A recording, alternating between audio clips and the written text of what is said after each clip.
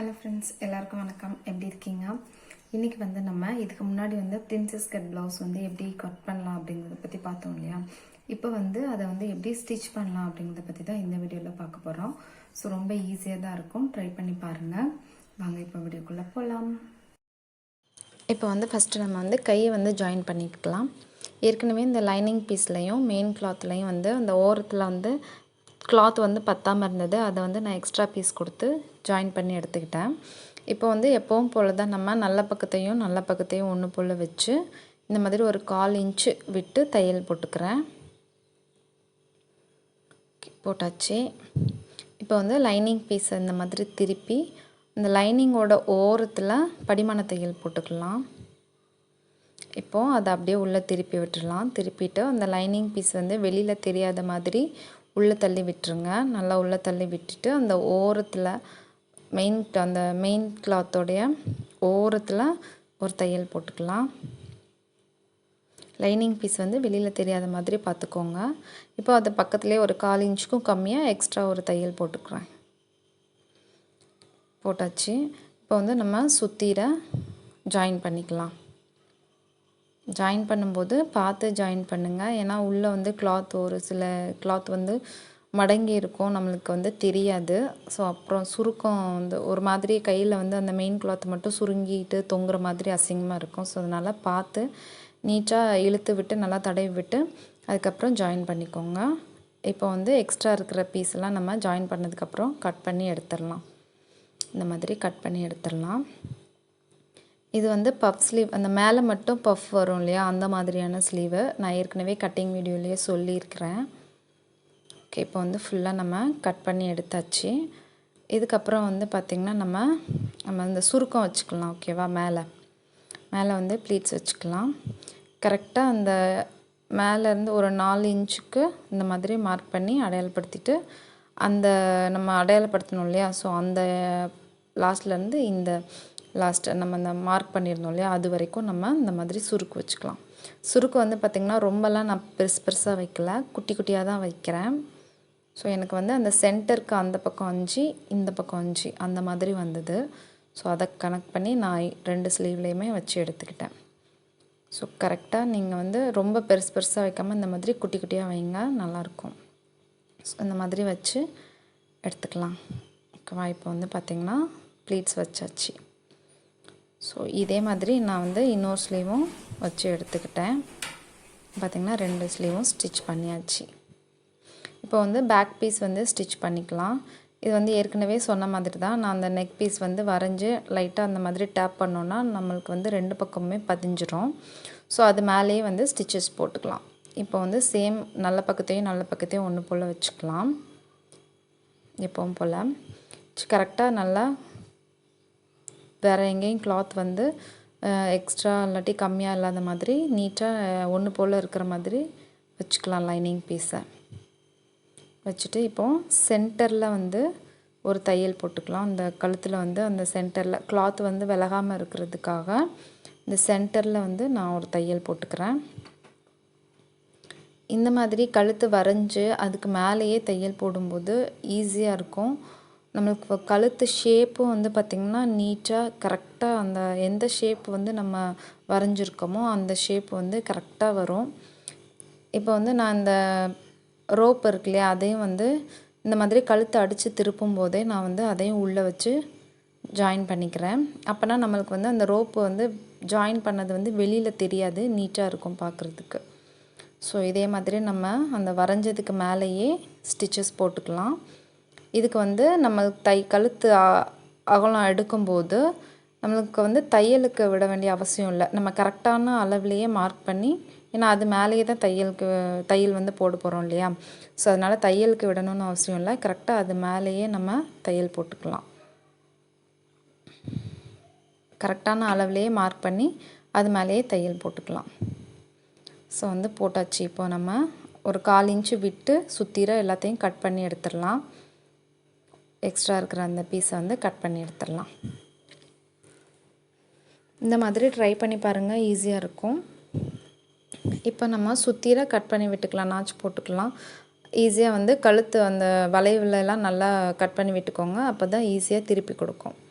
So cut பண்ணி விட்டுட்டு இப்போ வந்து லைனிங் பீஸை திருப்பி நம்ம அந்த லைனிங்கோட எட்ஜில் படிமான தையல் போட்டுக்கலாம். படிமான தையல் கண்டிப்பாக போடுங்க. அப்போ தான் வந்து ஈஸியாக இருக்கும் உங்களுக்கு வந்து அந்த கிளாத் வந்து ஈஸியாக திருப்பி கொடுக்கும்.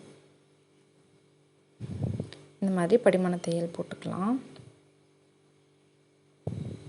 ஓகே, இப்போ வந்து அதை அப்படியே மடக்கி விட்டோன்னு பார்த்திங்கன்னா ஷேப் வந்து கரெக்டாக நீட்டாக வரும். நம்ம லைனிங் பீஸை உள்ள தள்ளி அந்த மாதிரி எதுவுமே பண்ண வேண்டாம், அதுவே நீட்டாக வந்துடும். இப்போது அந்த லைனிங் கிளாத் வந்து வெளியில் தெரியாத மாதிரி அந்த ஓரத்தில் தையல் போட்டுக்கோங்க. இப்போ வந்து அந்த ரோப் வச்சுருக்கேன் பார்த்திங்களா, இப்போ அந்த நம்ம ரோப் ஜாயின் பண்ணது வந்து வெளியில் தெரியாது. ஸோ நீட்டாக இருக்கும். இந்த மாதிரியும் ட்ரை பண்ணி பாருங்கள். ஸோ நீட்டாக இந்த மாதிரி எடுத்து விட்டு ஓரத்தில் ஒரு தையல் போட்டுக்கலாம்.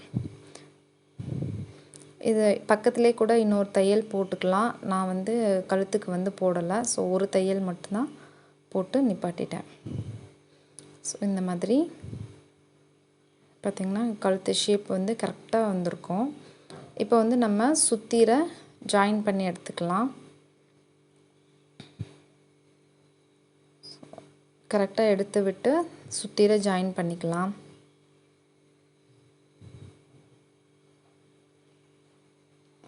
ஸோ ஜாயின் பண்ணும்போது கொஞ்சம் கவனமாக ஜாயின் பண்ணுங்கள். உள்ளே எதுவும் பீஸ் வந்து சுருங்கி இருக்காமல் பார்த்து ஜாயின் பண்ணுங்கள். இப்போ நம்ம எக்ஸ்ட்ரா இருக்கிற அந்த பீஸ்லாம் நம்ம கட் பண்ணி எடுத்துடலாம்.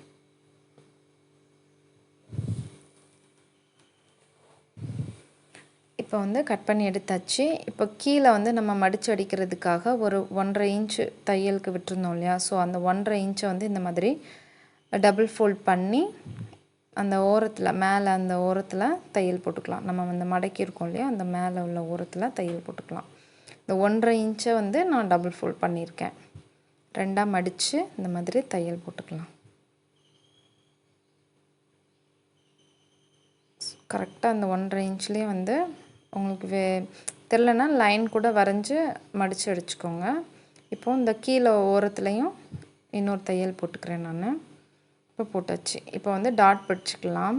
இந்த ஷோல்டர் இந்த மாதிரி கரெக்டாக ரெண்டாக மடித்து வச்சிங்கன்னா அந்த டாட் பிடிக்கிற இடம் வந்து கரெக்டாக வரும். ஸோ இப்போ வந்து ஒரு 3.5 இன்ச்சுக்கு வந்து டாட் பிடிச்சிக்கிறேன். உங்களுக்கு அளவு ப்ளவுஸில் வந்து எந்த அளவுக்கு இருக்கோ நீங்கள் அதுக்கு தகுந்த மாதிரி பிடிச்சிக்கோங்க. நார்மலாக ஒரு 3.5 இன்ச்சுலேருந்து 4 இன்ச் வரைக்கும் டாட் பிடிச்சிக்கலாம். ஸோ அதே மாதிரி இந்த பக்கமும் டாட் பிடிச்சிக்கிறேன். ஸோ கரெக்டாக இந்த மாதிரி ஷோல்டரை ரெண்டாக மடிச்சிங்கன்னா அந்த டாட் பிடிக்கிற அளவு வந்து நம்மளுக்கு கிடைக்கும் அந்த பாயிண்ட்டு. ஸோ கரெக்டாக மடித்து இந்த மாதிரி டாட் பிடிச்சிக்கோங்க.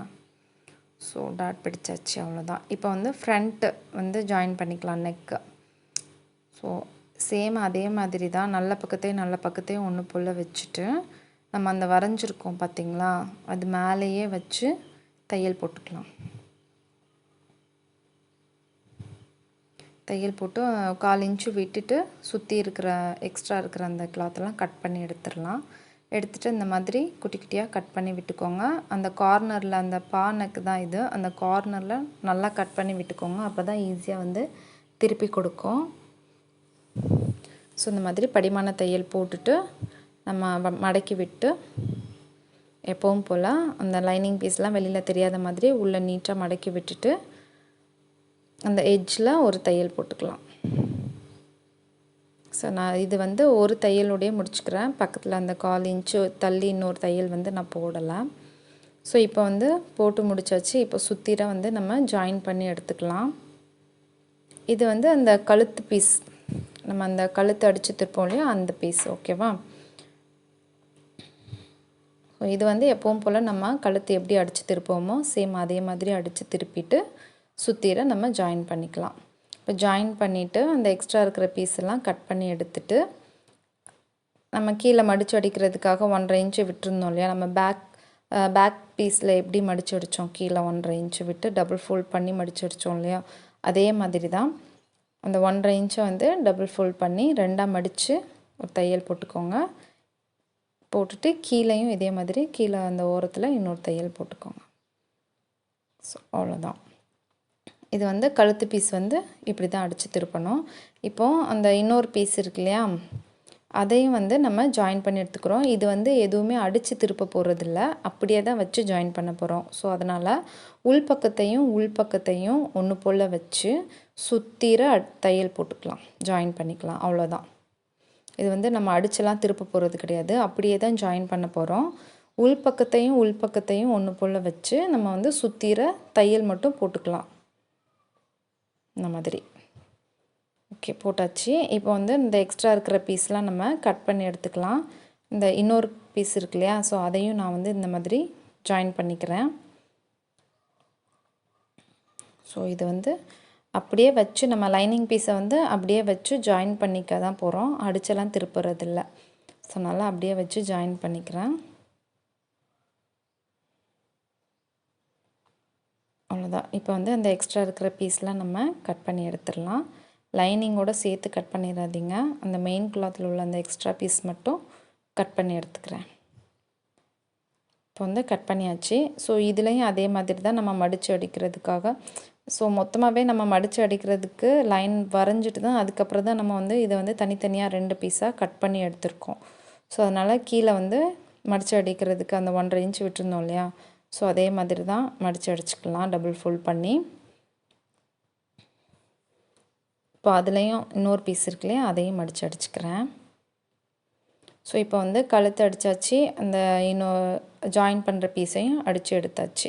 இப்போ வந்து இது ரெண்டுத்தையும் நம்ம ஜாயின் பண்ணிக்கலாம். ஸோ கீழே மடித்து அடித்தோம் இல்லையா 1.5 இன்ச்சு, அது வந்து ரெண்டுமே கீழ் பக்கம்தான் இருக்குதான்னு பார்த்துக்கோங்க. பார்த்துட்டு நம்ம மேலே அந்த நல்ல பக்கத்தையும் ஒன்று போல் வச்சு இந்த மாதிரி ஜாயின் பண்ணிக்கோங்க. இந்த டேர்னிங்கில் மட்டும் கரெக்டாக பார்த்து கொஞ்சம் பொறுமையாக ஜாயின் பண்ணிக்கோங்க. ஏன்னா அந்த டேர்னிங்கில் மட்டும் கொஞ்சம் அந்த வளைவில் மட்டும் கரெக்டாக பார்த்து ஜாயின் பண்ணுங்கள், வராது கொஞ்சம். ஸோ இப்போ வந்து ஜாயின் பண்ணியாச்சு. இப்போ அதை அப்படியே திருப்பி படிமான தையல் வந்து மேலே போட்டுக்கலாம். அந்த மாதிரி மேலே வந்து இந்த மாதிரி மடித்து தையல் போட்டுக்கலாம், படிமான தையல். ஓகே, அவ்வளோதான். இப்போ வந்து ஒரு பக்கத்துக்கு வந்து நம்ம ஜாயின் பண்ணியாச்சு. ஸோ இதே மாதிரி இன்னொரு பீஸ் இருக்கு இல்லையா, அதையும் நான் வந்து ஜாயின் பண்ணிக்கிறேன். இது வந்து இன்னொரு பீஸ். இதுவும் வந்து பார்த்திங்கன்னா சேம் அதே மாதிரி தான்.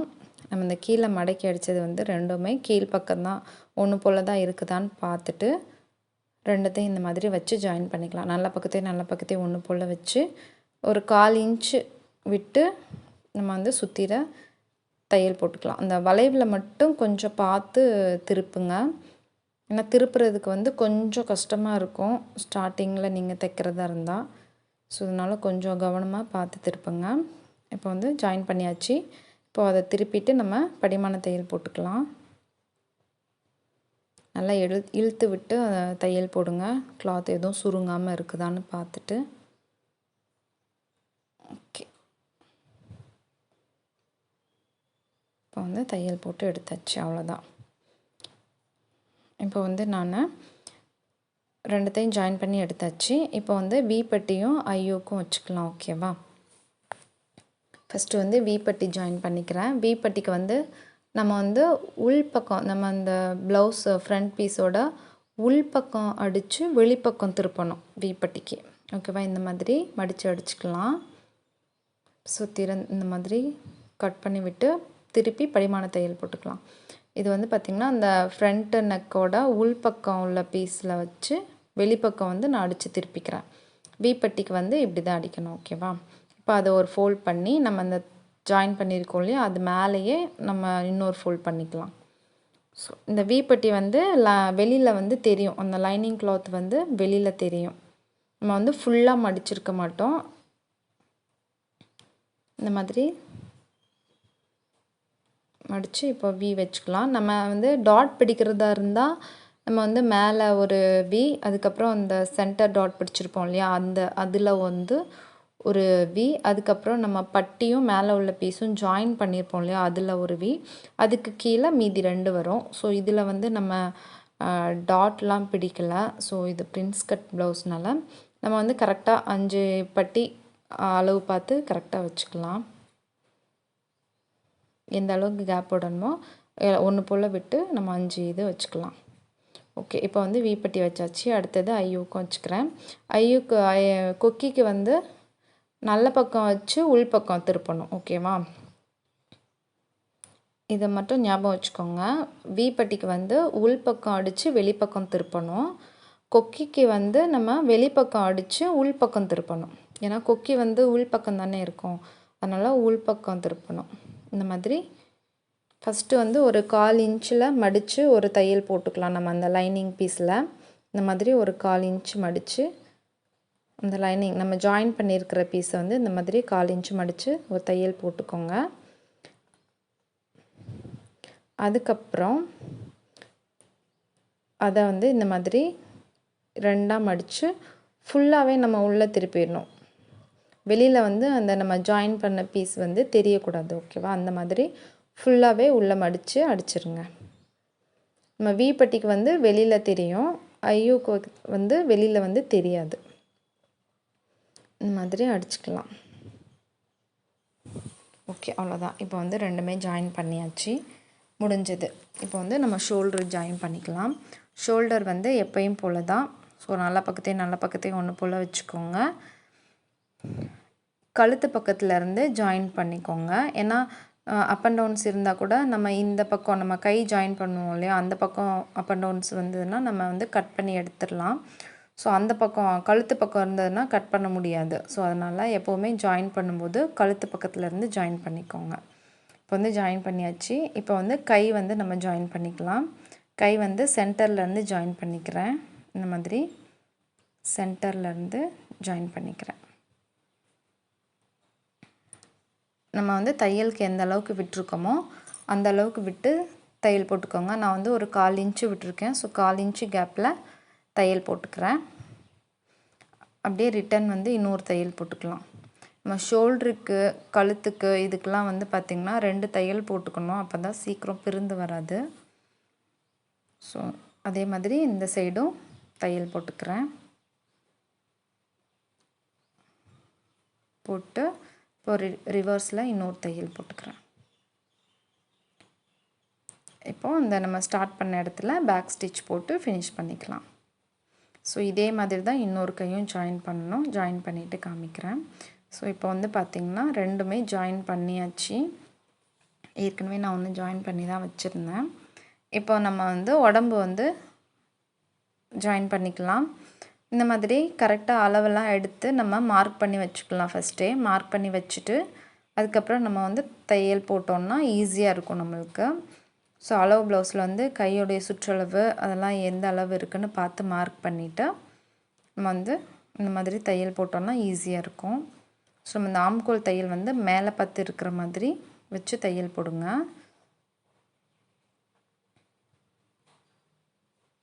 ஓகே, இந்த மாதிரி தையல் போட்டுக்கலாம். இப்போ நம்ம எக்ஸ்ட்ரா தையல் போடுவோம் இல்லையா, நம்ம தேவைப்பட்டால் பிரித்து விடுறதுக்காக எக்ஸ்ட்ரா ஒரு 2-3 தையல் போடுவோம். அதுக்காக தான் 1.5 இன்ச் வந்து எக்ஸ்ட்ராவாக விட்டு நம்ம கட் பண்ணியிருந்தோம். ஸோ அந்த 1.5 இன்ச்சு கேப்பில் நம்ம எக்ஸ்ட்ரா ஒரு 3-4 ஸ்டிச்சஸ் வந்து போட்டுக்கலாம்.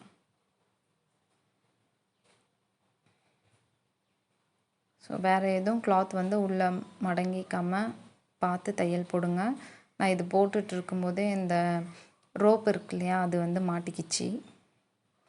ஸோ இங்கே பார்த்திங்கன்னா இது வந்து ஒடியில் மாட்டிக்கிச்சு. ஸோ இந்த மாதிரி இல்லாமல் பார்த்து கவனமாக போடுங்க.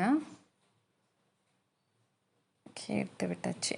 இப்போ வந்து நான் வந்து எக்ஸ்ட்ராவாக ஒரு 4 தையல் போட்டிருக்கேன்.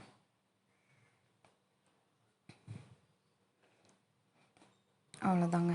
இப்போ வந்து நம்ம சைடில் இருக்கிற அந்த எக்ஸ்ட்ரா இருக்கிற பிசுறெல்லாம் நம்ம கட் பண்ணி எடுத்துடலாம்.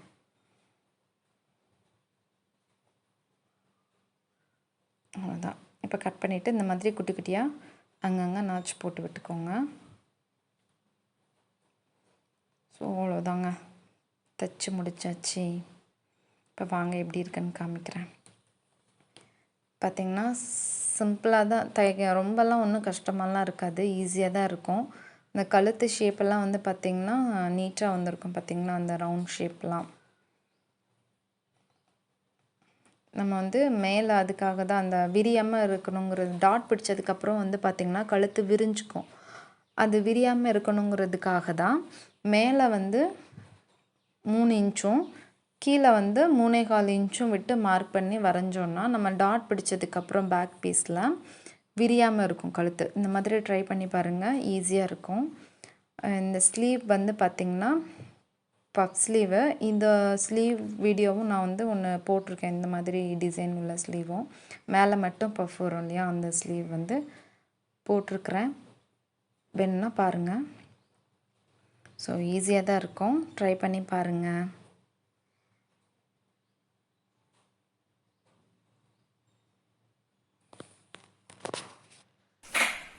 ஓகே, அவ்வளோதாங்க. ரொம்ப ஈஸியாக தான் இருக்கும், நீங்களும் ட்ரை பண்ணி பாருங்கள். எடுத்தோடனே நம்மளுக்கு வந்து எல்லாம் பர்ஃபெக்டாக வராது, மிஸ்டேக்ஸ் வந்து கொஞ்சம் வரதான் செய்யும்.